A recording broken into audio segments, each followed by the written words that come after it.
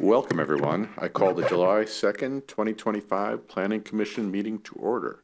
The main purpose of tonight's meeting is to conduct a study session on the Climate Action Plan. Before we begin on agenda items, I'd like to acknowledge our hybrid meeting format. The City of Bothell is providing the option to attend this meeting either in person or remotely via Zoom. For those participating via Zoom, the chat and question functions are not available for use to ensure compliance with the Open Public Meetings Act. We have a public comment agenda item at the beginning of the meeting. Please limit all comments to 3 minutes. Please note that the City of Bothell does not tolerate verbal harassment. Please remember this during your comments. Also, as we're in the election season, I'd like to remind everyone of certain campaign-related restrictions regarding public comment on campaigns and/or ballot measures. Speakers generally cannot specifically address a campaign or ballot measure at a public meeting or during the public comment period. RCW 42.17a.555 prohibits government agencies from allowing the use of public facilities directly or indirectly for campaign purposes. Allowing speakers to speak in favor of or opposition to a ballot measure or campaign during a public meeting or during a public comment period would violate this prohibition. Public comment will be allowed both in person and via Zoom. Those wishing to comment via Zoom were asked to submit an online form by 3 p.m. today. People wishing to submit written comments were also asked to submit those comments by 3 p.m. Email was encouraged as well and will be acknowledged. Those in attendance may also make comments and have been asked to indicate their desire to comment on the sign-in sheets. The Imagine Bothell notice, city website, and tonight's agenda all provided information to the public for providing comments. The video of this meeting will be streamed live as well as recorded and available for later viewing on the city's YouTube channel. A call-in number was provided on the meeting agenda for members of the public who wish to call in by phone to listen live to the meeting. For our phone-in callers, during staff presentations, staff will make every effort to specify which materials they are referencing so that everyone can follow along. At this point, we'll take a moment to acknowledge the attendance of the commissioners. Commissioner Jones has not arrived yet. Commissioner Westerbeck. Here. Commissioner Lever. Here. Commissioner Robson. Here. Commissioner Sills. Here.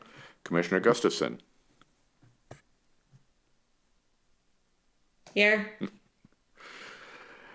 In addition, staff in attendance include Deputy Community Development Director Gates, Cameron Colvin, Planner with Community Development, and Emily Nielsen, Climate Action Civic Spark Fellow. Lastly, before we begin, I'd like to reiterate some meeting guidelines. For all meeting attendees, please speak clearly and pause frequently. Please state your name each time before speaking. Please mute your microphone when not speaking. If you are also streaming the live video feed, please turn the sound off as there is a delay. For commissioners, at specific breaks in the presentation, I'll be calling on members who wish to speak or ask a question. If you want to speak, please indicate this by raising your hand, and I will call on people speaking. This will help avoid having the problem of having 2 people speaking at the same time. Identify yourself before you ask a question, make a motion, second a motion, or participate in debate. And please mute your microphone when not speaking. First item on the agenda is public comment. There are no members of the public in the audience, and we have not received any comments via email. Is there anyone in the Zoom space seeking to comment? No, there's nobody online. All right, seeing that there are no public comments in this meeting, we'll move on to the next agenda item, which is the approval of the June 25th minutes. Is there a motion to approve the minutes? Commissioner Lever, motion to approve. Okay, Commissioner Levern has moved to approve. Is there a second? I second. Commissioner Robson has seconded. Is there any discussion around these minutes? Looking around the room and seeing none. All in favor of approving the minutes, please indicate by saying aye. Aye. The minutes of the June 18th meeting are approved. Next item on the agenda is our study session on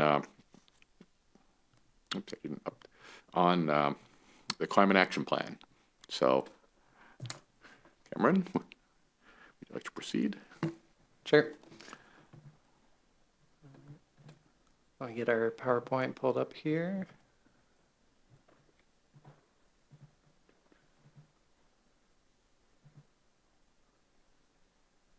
Okay, should be good to go. All right, I'm Cameron Colvin, long-range planner with the Community Development Department, and this is Emily Nielsen, Civic Spark Fellow, and we'll kind of provide you all with an update on where we're at with the Climate Action Plan and run through the draft that was included in your packets.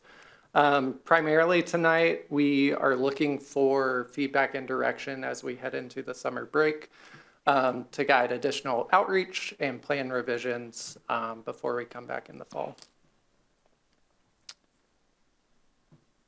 So looking at the full kind of scope of this project, we're about midway through. The first part of this year was pretty heavily front-loaded to make sure that we could meet our grant requirements for our climate planning grant from the Department of Commerce. And a lot of the work up to this point has been doing a lot of the background research and gathering data necessary to inform the plan, including our greenhouse gas inventory work, as well as the community engagement work. So some of the information tonight will be a bit of a refresher from our April meeting, just to kind of bring us all back up to speed, and then we'll kind of open it up for discussion at the end to talk through specific points. So just a recap, why does Bothell need a climate action plan? This is something that is specifically called out in the City Council's 2040 vision to develop and begin implementing a climate action plan, specifically including a strategy to purchase long-term infrastructure that doesn't contribute to fossil fuel pollution. Secondly, it's critical to help us implement our updated 2024 comprehensive plan. So as part of the comprehensive plan updates last year, we established a new chapter addressing climate in response to House Bill 1181, which requires cities and counties to incorporate climate planning into their comprehensive planning efforts. The Climate Action Plan builds on this work to incorporate new greenhouse gas inventory data and support our progress reporting and tracking that will be required to do by 2029 to the state. So this project is primarily funded from a grant through the Department of Commerce and Washington's Climate Commitment Act funding. This not only helped support this project, but our fleet electrification study, which was completed last year, the Urban Forest Management Plan, which is currently underway on a similar timeline as this one. And it also helps support our Civic Spark Fellows that we've hosted the past 2 years. So I wanted to take a moment to really just highlight all that Emily has done during her terms here with the city, and Krista, who I don't know if y'all have had a chance to meet. She's a Civic Spark Fellow with our Public Works Department and Facilities. But they've really done a great job in helping us build internal staff capacity, and without their help, we really would not have been able to get all of this work done over the past year in such a short order. So really appreciate their time here. So to help guide this project early on, we reached out to the community to form a volunteer advisory committee. So this is a group of 23 individuals that live and work in Bothell that have been meeting with us to provide more detailed plan input and help guide outreach efforts over the course of this project. And with that, I will hand it over to Emily to talk about climate impacts and vulnerabilities. Yeah, so just a brief refresher. We can skip to the next slide. Bothell is more likely to experience the following impacts, and while this plan primarily focuses on greenhouse gas mitigation, many strategies and actions in the plan also overlap and build resilience to some of these impacts. Go to the next slide. So looking at our community engagement, we have completed survey number 1, focusing on gaps and opportunities for climate action. That helped us craft our strategies and actions list. And we've continued to meet with our community advisory committee, hosted 2 workshops in May, one on building electrification and one on transportation. And now we're currently running survey number 2, which will help us prioritize our actions. Later this month, we'll work on incorporating feedback into a draft plan that we will share with the public and ask for their feedback over the summer. And again, I want to highlight that survey number 2 is open, and so is the Urban Forest Management Plan survey, which is very much interrelated with a lot of the climate work we're doing. So please share with your networks and get that word out. And we'll go to the next slide. So based on the engagement results, we've heard that the community wants us to pursue measurable, cost-effective, and impactful actions that improve quality of life and help reach other community priorities. And they have noted environmental and ecosystem health, access to green space, and cost savings and affordability are among the most prioritized. The most popular strategies and actions so far include supporting safe infrastructure, walkable neighborhoods, transit connections, the EV charger network, preserving trees, grid resilience, providing clear information about existing resources, strengthening community partnerships, climate literacy, and community-driven projects. And we want to highlight throughout the plan how community feedback has been incorporated and make it as engaging as a PDF can possibly be. So we're using pop-ups showing survey data and quotations from survey results, highlighting actions with the most support from the community with the thumbs up icon. And once the survey is complete, we'll list the most strongly preferred co-benefits associated with each policy so people can skim through the plan and see where action is being taken on what's most important to them. And that's an example on the right from Shoreline. So they have some of the different benefits, and those icons each relate to a different co-benefit. And we also heard from the advisory committee that they want to see the actions contextualized while still keeping the plan narrative concise, the everlasting challenge. So we also brainstormed potential interactive supplemental materials like a 2-pager summary, a greenhouse gas inventory dashboard where people will be able to see progress of our status, an ArcGIS story map, and a what you can do sheet that would highlight important aspects of the plan and make connections to where communities can take action themselves. And so over the summer, we're seeking to garner additional community feedback. We've hired an engagement consultant to increase engagement capacity and coordination across all of our long-range projects like the Climate Action Plan, Urban Forest Management Plan, and the Downtown Plan. The summer provides lots of opportunities for events, tabling, and meetings with community groups. We're also exploring running focus groups to fill any outreach gaps and ensure that we're identifying all opportunities to make this plan actionable for Bothell. Okay. I'm going to recap some of the major findings from the greenhouse gas inventory work that we completed. So as part of this project, early on, we partnered with K4C and Cascadia Consulting to complete both an updated community-wide as well as the City of Bothell's first municipal greenhouse gas inventories. And I'll talk through what both of those terms mean on the next slide in a bit more detail. But the nice thing about being able to partner with so many other jurisdictions in the region is that we were able to follow similar methodologies so that we can have apples to apples data. And it also resulted in significant cost savings for Bothell because we were able to leverage resources, use the same consultant, and get this done in a quick manner. So the community-wide inventory covers both the years 2022 and 23, and this inventory measures total city emissions within city limits. So it not only includes emissions from people that live here, but people that work and travel throughout the city as well. The municipal inventory specifically looks at emissions generated by City of Bothell operations, so our fleet vehicles, employee commutes, buildings and facilities, infrastructure, things like that.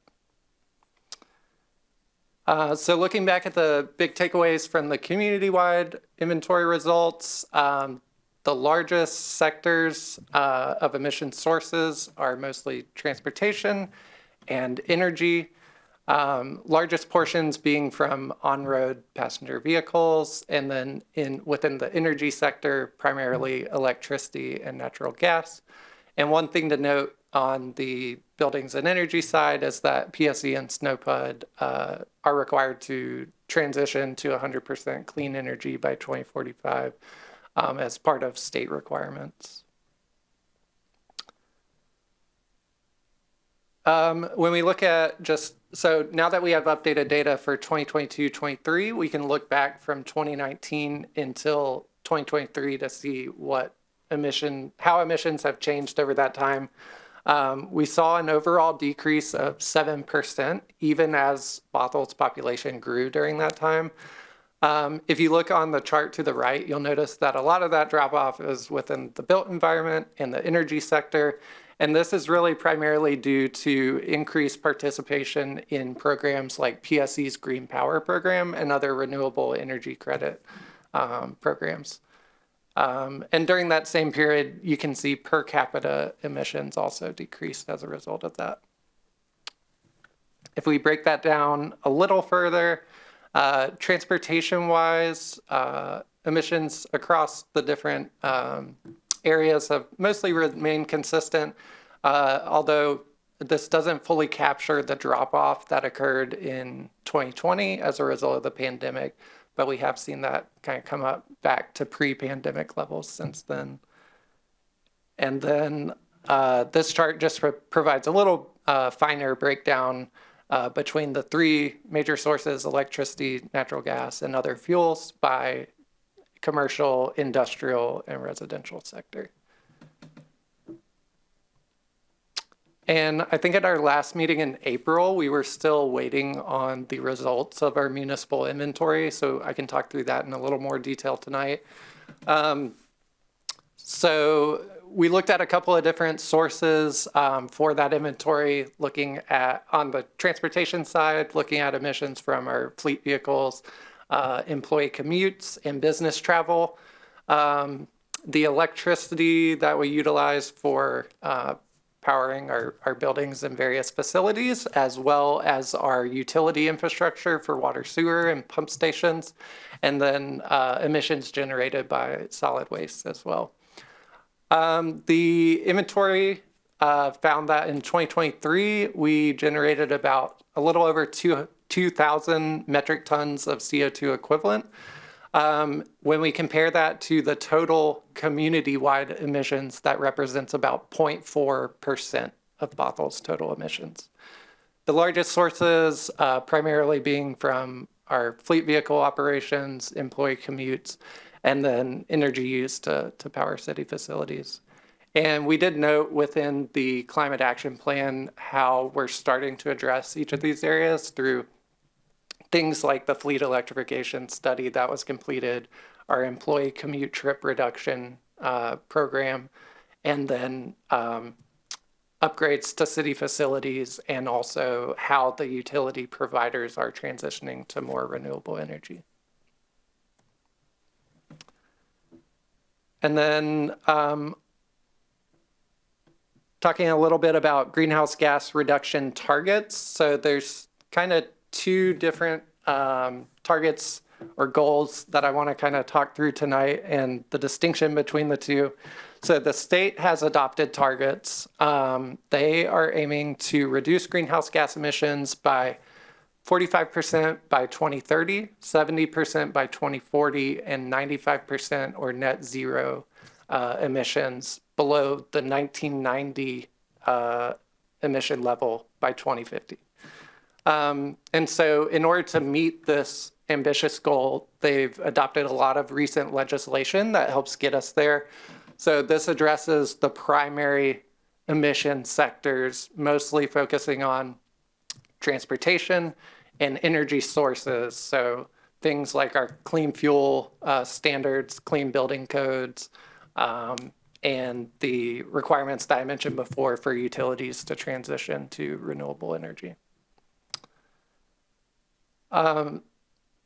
K4C, that primarily works with cities within King County, also has slightly different adopted targets. They have the same goal of 95% reductions by 2050, but slightly more aggressive midpoint goals of 50% by 2030, 75% by 2040. K4C also has a list of joint commitments that I don't know if y'all had a chance to look through, but are linked in the packet. And this is a set of optional shared policies and actions that they put together to support the work of various staffs across the various jurisdictions and help us, reach their goals there. So one of the things that we are considering or looking at as part of the climate action plan is whether we want to jump on board with K4C and their adopted targets and their joint commitments, if we want to have slightly different local targets, be more in line with the state. So that's one of the questions I included in y'all's packet that we can talk through a little bit in more detail. But when we surveyed, in our first survey, we did ask a question about that, and respondents were pretty evenly split. It was about 44%, 44% that said, 44% said be in line with state targets, 44% would like us to be more aggressive. So just for consideration. And then talking through that a little bit more, I know those targets seem really aggressive, and you're probably like, how in the world are we going to make that happen as a city of 50,000 people with limited staff and budget? So you'll notice in this graph that actually the statewide policies get us a large portion of the way there. And I'll mention also that this graph is a little outdated. It's from the 2019 greenhouse gas inventory work.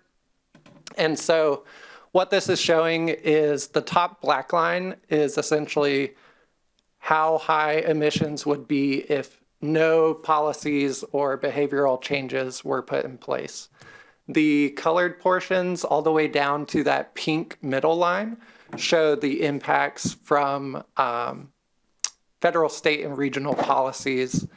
And then there's a small green portion that's attributed to adjustments within the aviation industry specifically. And then that remaining portion in gray is essentially what Bothell would have to make up to reach those goals that have been outlined. And there's a lot of ways that we can go about doing that are talked about in the climate action plan. So. And so K4C and Cascadia Consulting are currently in the process of updating this tool to reflect. There's been some more recent legislation that has been passed. And so we anticipate that that portion of gray that would have to be made up by local action will actually decrease.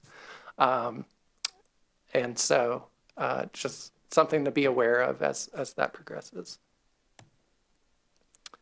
Okay. So with that, I'll kind of open it up for discussion. We can either go through the questions one by one to start off and kind of see where conversation leads, if that sounds good. Why don't you put the questions up? Yep. But if commissioners have a specific question related to the presentation, that's not, hope you're going to go one at a time? Mm-hmm. Okay. Well, let's go this way. Now let's go through the questions, and if there are other things, we can catch up. Sure, sounds good.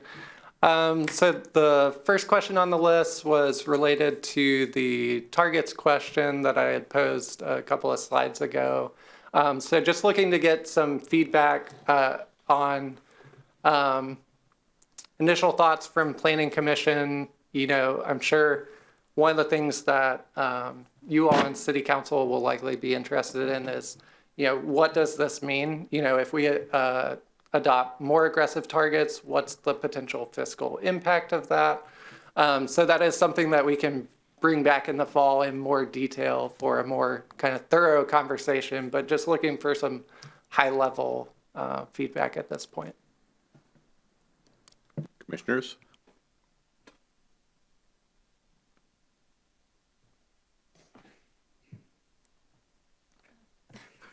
Commissioner Sills. Yeah, Commissioner Sills here. Part of me is very competitive, and I'm like, I want to be the best.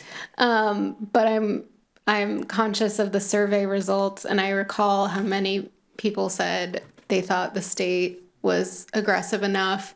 So I want to be realistic, and I would align with that. Although I would say where there is opportunity, particularly something that isn't super costly. And I saw in the report how you kind of had the dollar sign next to different strategies, which I appreciated. Maybe there are some opportunities there to get creative with low dollar projects that might yield a strong result or impact. So like maybe doing some pilot programs, seeing what works, and then kind of going from there. And so being a little opportunistic where we do look for room to make up the gap. But I would say overall, focusing your efforts on meeting those state targets or kind of following that and best practices, as the state work goes on. I think that would be where I would focus in. Other commissioners? Commissioner Robson.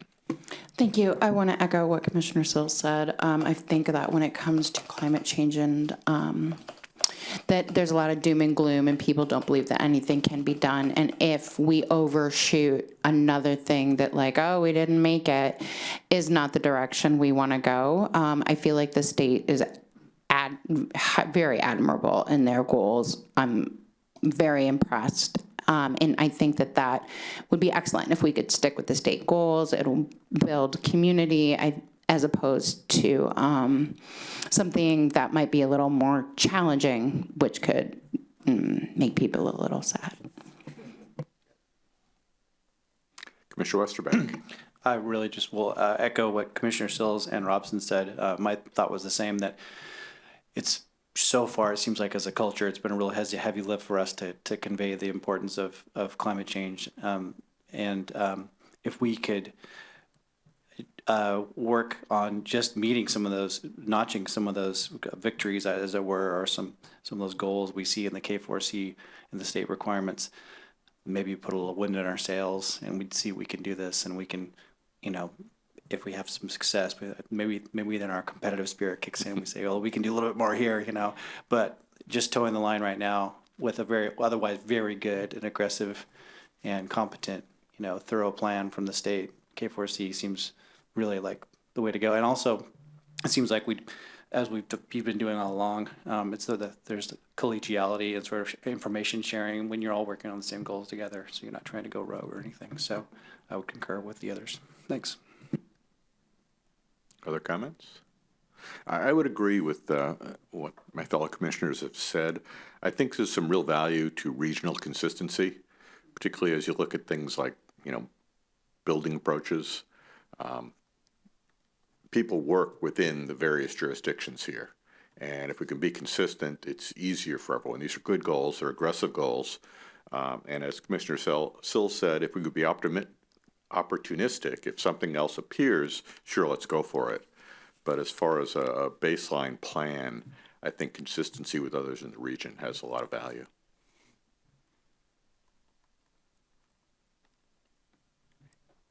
Anything else on this one? All right, next question. Perfect.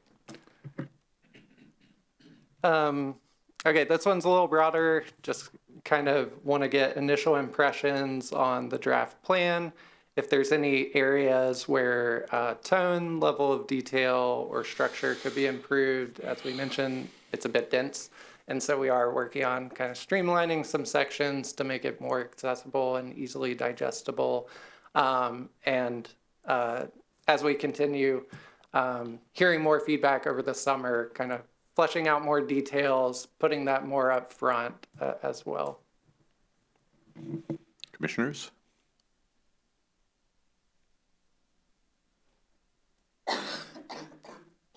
Commissioner Lever here.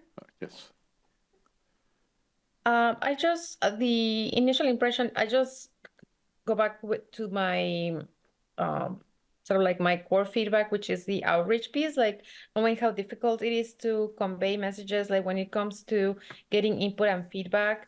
I just kind of wonder how we can almost like simplify the very dense information that we have here to increase the feedback that you might get from those least likely to interact with this type of information. And that is sort of like what I have, just really like simplification and that focus outreach, which I believe you will be discussing in more details in a moment. So that's what I have for the initial impression.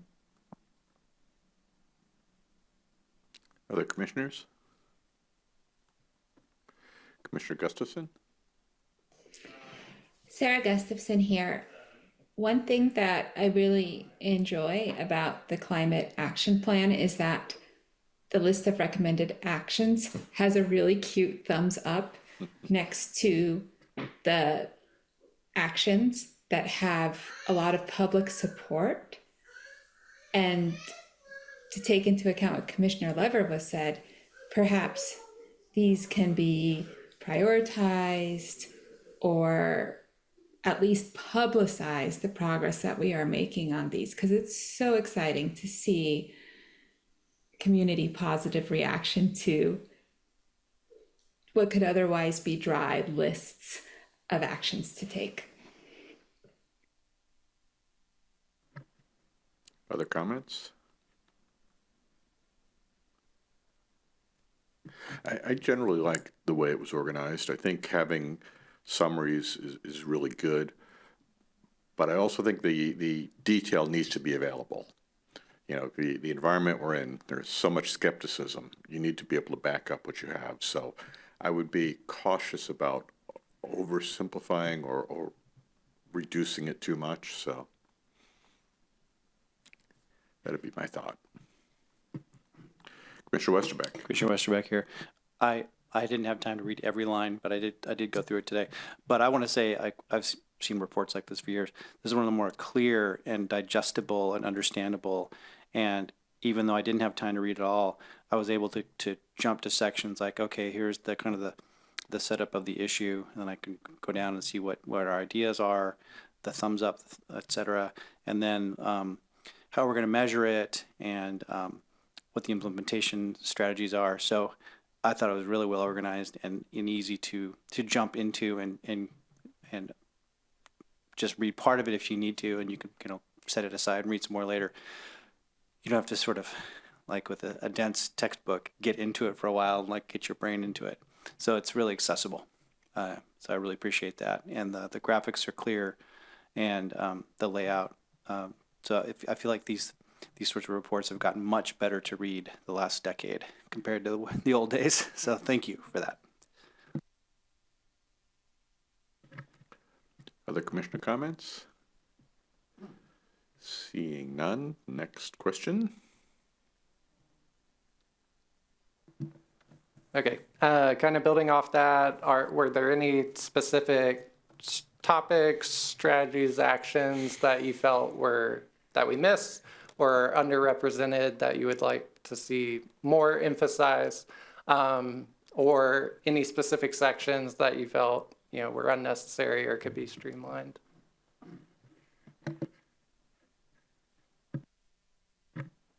Commissioners? Mr. Robson? Commissioner Robson, this is such a thorough and well-done document. Thank you so much. I'm curious to know that as you gather input, more input this summer, how is that going to influence the document? So it'll be part of our overall collection of public comments on the draft. And so I think as we attend events in person, we'll be bringing a much more streamlined summary, like the executive summary, and having boards that quickly touch on the main parts and where people can weigh in more. I think the biggest thing is with the public survey that's out there right now, it's collecting more information about, where there's what specific strategies really resonate with people. So that's one area, gathering more feedback on what are the most important topics to you, and is that reflected in the plan? If not, how can we make that happen? Other comments? Commissioner Sills. Commissioner Sills, yeah, I thought particularly strategies 2, 3, and 4 were music to my ears, like great for the eyes. And so I really appreciated that breakdown because I think all of that is so important. And I particularly really liked where we talked about expand micro mobility access. We talk about updating policies to establish safety guidelines. And I would just sort of underline that. I think we've talked in the past about when we were talking about shared trails and just the introduction of e-scooters and e-bikes and how fast they go, and the idea that you're sharing that with pedestrians. And I've read some media articles about some really terrible accidents that have happened. And I think, just thinking about how we're educating the public as we're promoting this or incentivizing this, because I think we should. This is definitely not, not wanting to have those options. I absolutely think those are crucial and more important to get away from cars, which are much, much more dangerous. But I think what other municipalities are seeing is that they're telling people to ride e-scooters and e-bikes on the roads, and people are riding them on the sidewalks. And I think that indicates that they don't feel safe on the road, which is totally fair, but then it's creating another safety hazard for pedestrians and for them. So just kind of like, how do we think about that when we're doing transportation planning, but also educating, incentivizing so that nobody ends up feeling unsafe, or we've got sort of a bad outcome out of something that is really, really good and we want to work well. So I think that's kind of just saying, I think you're on the right track here, and I just want to make sure that it's really thoughtfully done, because I think it's really important to it actually succeeding. Other commissioners? Seeing none, next.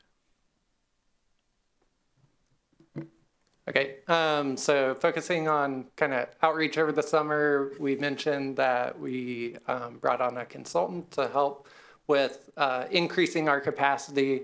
There's a lot of events going on over the summer. So just thinking about, given that window between now and when we come back in the fall, how can we most maximize that? Are there any specific outreach strategies that y'all would suggest, or maybe focusing on specific audiences in particular? Commissioner Lever.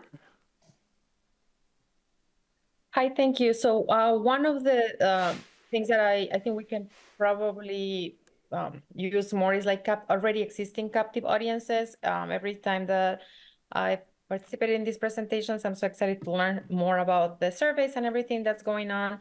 But since we do have City of Bothell employees, and you have the fire department, you have school districts, I wonder if there will be an opportunity to kind of like send emails to those kind of users, and then let us know that the surveys are up, because I'm sure it's in the newsletter. There's just so much information that if we could get more specific survey links to the different audiences that you do have the ability to reach to, including our emails like we have as planning commissioners, that will be super helpful, because that will make it easier for me to amplify your outreach efforts.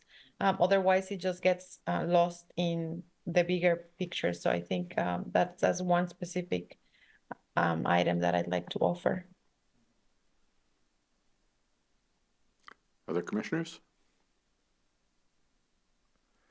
I think when you're looking at events, it'd be good to select an area to focus on. There is so much here, and it's all very important.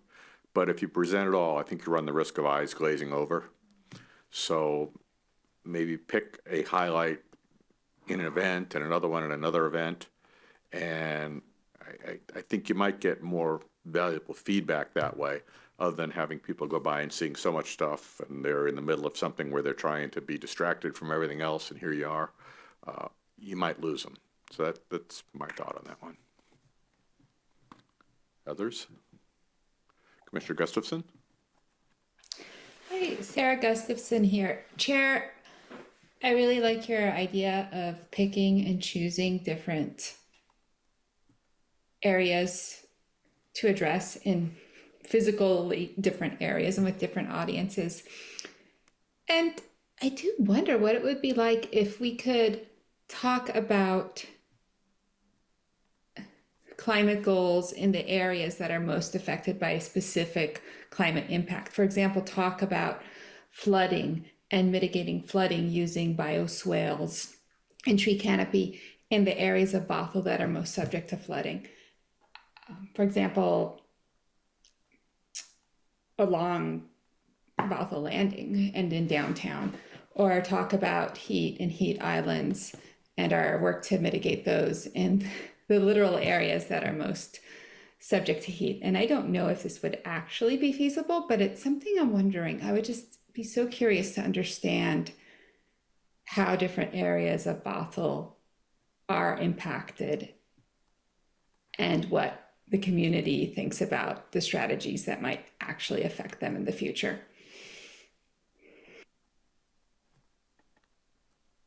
Commissioners? Commissioner Sills? I have one that maybe isn't super helpful or you're already have it covered. I'm not the expert on everything you do, but as in terms of an outreach strategy, I always think like anywhere anyone is waiting, like if you're giving me a QR code, like I will fill out a survey because I'm trying to pass the time. I've probably got my phone out. So anywhere you're allowed to like put up a sign on a bulletin board, you know, I think we want, and I know that doesn't get maybe to our target audiences, but just in terms of outreach, I think like finding that little space of time when people have the bandwidth, I think could be an effective strategy.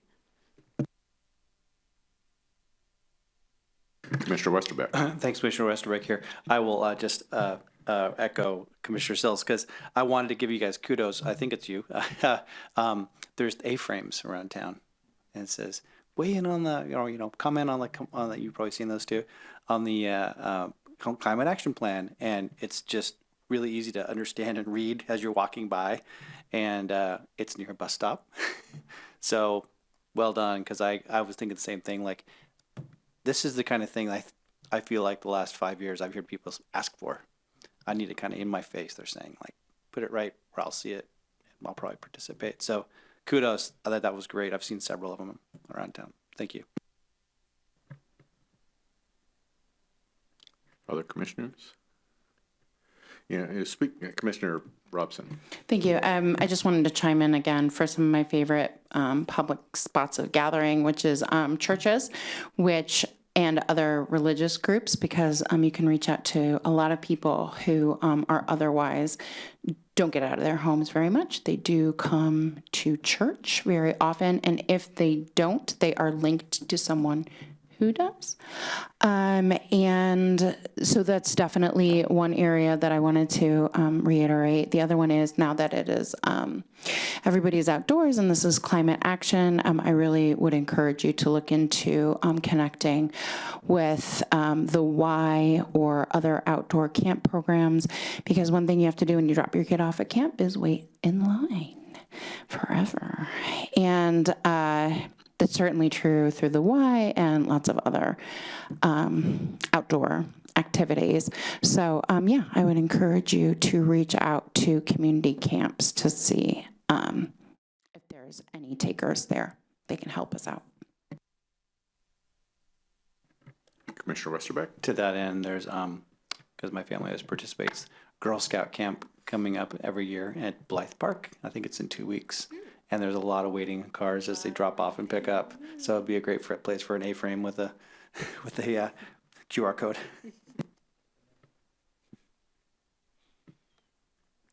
Others? Yeah, one of the communities that is disproportionately affected by this are the lower income communities. And they're historically very difficult to reach as well.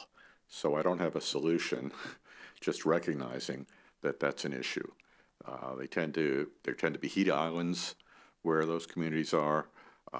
They would be more challenged with air conditioning and other methods of cooling, so they are more affected. And again, I don't have a solution how to reach them, but just want to recognize that that is a community we need to be cognizant of.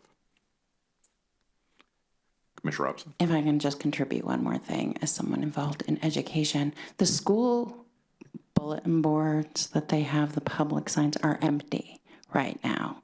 They don't have things coming up. So that might be another place, because, you know, schools are everywhere and people check. You get into the habit when you pass looking at the sign because you don't want to miss your kids' things. So that might be another place if you can ask schools to say, fill out this survey. Maybe they're still in the office, I think. So you might be able to catch them before they go on summer break at their offices. Others? Seeing none. Next question. Okay, this is our last one here, and maybe gets to what y'all are suggesting about focusing on specific topics for different events. So just thinking through if there's any types of specific feedback or input that would really be useful to strengthen the plan before we come back in the fall. Hello, Commissioner Lever here. So as my last comment, I do want to say again, like, thank you for all this information.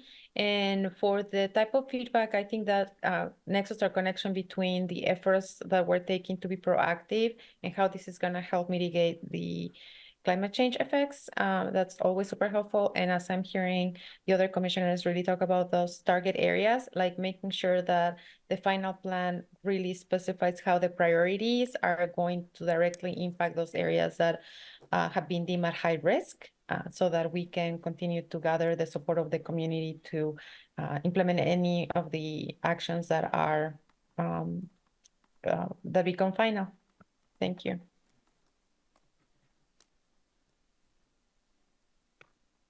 All right, other comments on this question? And yes, Commissioner Sills.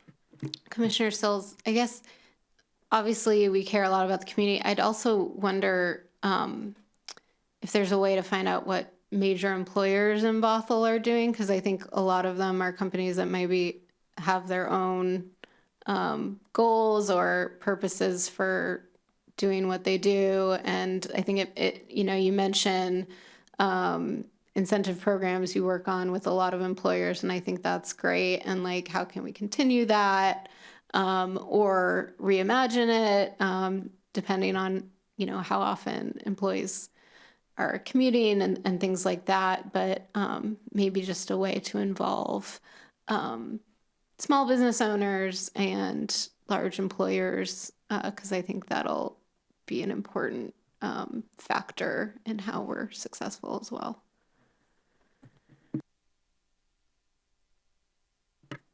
Others?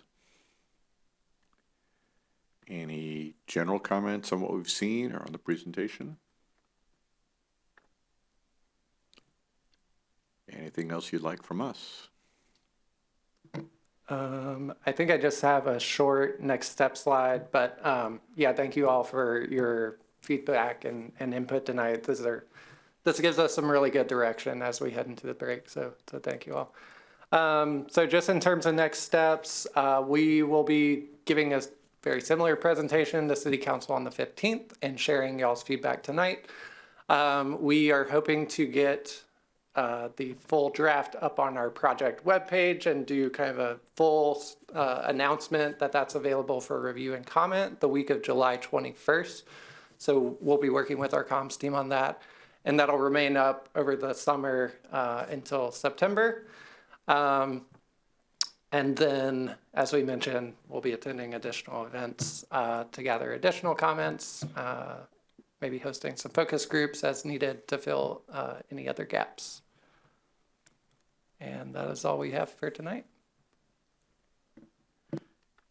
All right, well, Long-Range Planner Colvin and Civic Spark Fellow Nielsen, thank you very much for your work on this very important project. We appreciate it.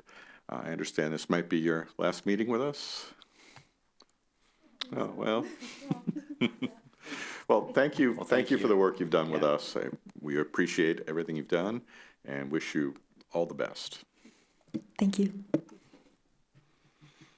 All right. With that, our next item is reports from members. Members, anything to bring to the group? Looking around the table. Seeing none. Reports from staff. The only report from staff would be our next meeting, July 16th, is a regular scheduled meeting which will take place. We do have the critical area ordinance update scheduled. It is a required update this year by the end of the year, and we'll be coming back to you with updates to a number of items within there based on some recommendations from the state and from our biological reporting that was completed, as well as we'll look at some updates to our SEPA procedures and exemptions. So that will be our next meeting, and then we'll be off until September, I want to say 2nd, might be the meeting after that. All right, thank you. Well, there being no further business, is there a motion to adjourn? Commissioner Robson, Motion to adjourn. second? Commissioner Lever, second. It's been moved and seconded that we adjourn. All in favor? Hi. Aye. Aye. The meeting is adjourned at 6:55 p.m. As Deputy Director Gates said, our next meeting will be July 16th. Thank you all for your attendance. And again, thank you to staff for the work on this very important issue. Good night, all. This is exciting, right?